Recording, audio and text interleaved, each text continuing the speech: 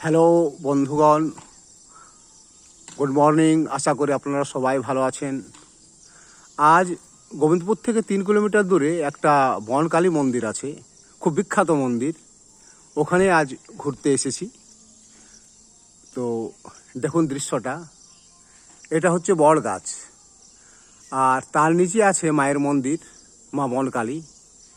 এখানে মন্দির ঠিক নেই, কেননা কথিত আছে কি মা মন্দিরে থাকবে না, এজন্য সেই গাছের নিচেই একটা মায়ের মানে ঘরের মতো একটা নির্মাণ করে দেওয়া হয়েছে। এটা খুব পুরনো মন্দির, বহু দূর থেকে ভক্তজন আসে। শনিবার এবং মঙ্গলবার বিশেষ পূজার আয়োজন হয়। এটা আপনি বাহির পোর্শনটা আমি দেখাচ্ছি, এবারে আমি ভিতর থেকে আপনাদেরকে দেখাবো। দেখুন গাইস, কেমন লাগছে দেখুন।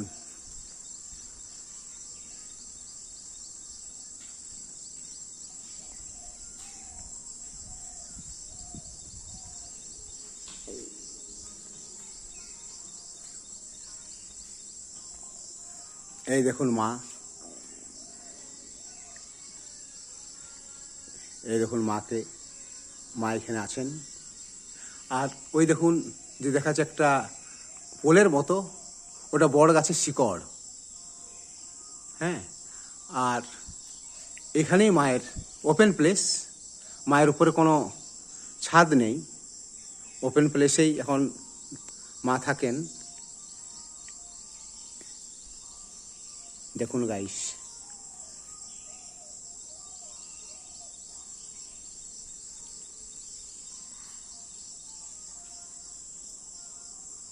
এটা খুব পুরনো মন্দির।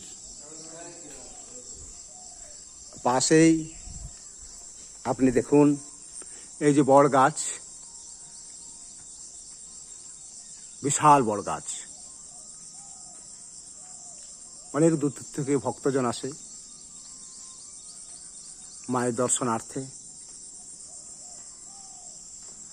ওটা এরিয়াটাই ওপেন প্লেস, খুব সুন্দর প্রাঙ্গণ। এখানে বিয়েও হয়, অন্য অন্য অনুষ্ঠান কার্যক্রমও হয়।